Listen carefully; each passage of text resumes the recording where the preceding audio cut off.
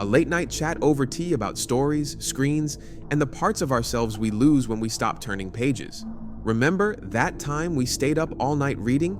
Let's rewind. Picture this. It's 2 a.m., and you're hunched under a blanket with a book you swore you'd just read one chapter of. The house is silent, but your mind is roaring, with dragons, first kisses, or a detective's cryptic clue. You forget to sleep, forget to eat, forget time. That's the magic of reading. It's not escapism, it's expansion. But now we're drowning in content, yet starving for meaning. We binge Netflix but abandon novels after 3 pages. We've traded journeys for junk food, quick, addictive, forgettable, and the cost? It's deeper than missing out on good stories. It's about losing the tools to understand ourselves and each other. What's the last thing that made you lose track of time? How did it change you? My buddy Leo, a carpenter, once told me, "I haven't read a book since high school. I just can't sit still." But last year, his daughter asked him to read her Matilda. "By chapter 3, I was hooked," he said. It wasn't the story. It was how calm I felt, like my brain finally had room to breathe. Studies show deep reading activates the brain's default mode network, linked to empathy and self-reflection. Skimming screens, however, triggers stress responses, keeping us in shallow task mode. Without books, we lose the space to process grief, love, and fear. We become reactive, not reflective. When did you last sit quietly with your thoughts? No phone, no distractions? What came up? How do you cope with hard emotions when you can't scroll away from them? My grandmother survived the Holocaust. She never spoke of it, except through books.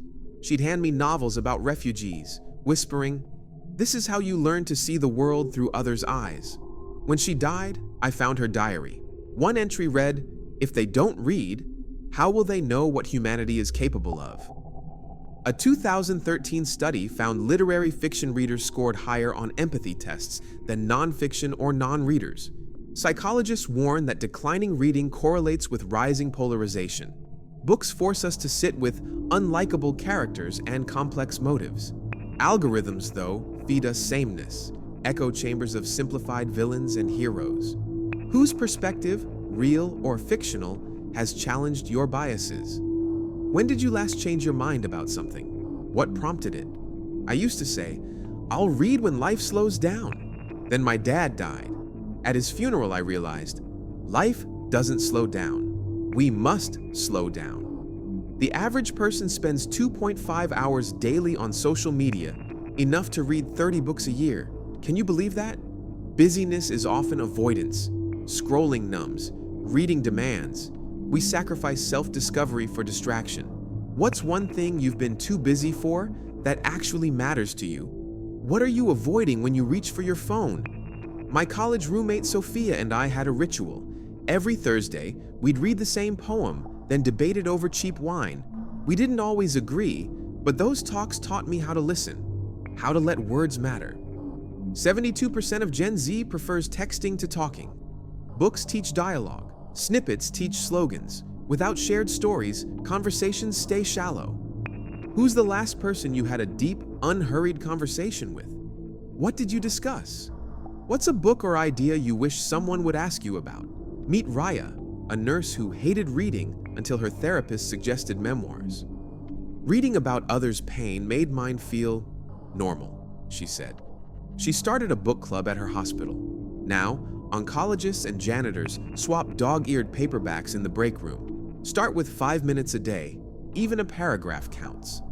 Audiobooks, graphic novels, and essays count as reading. Revisit childhood favorites to reignite joy.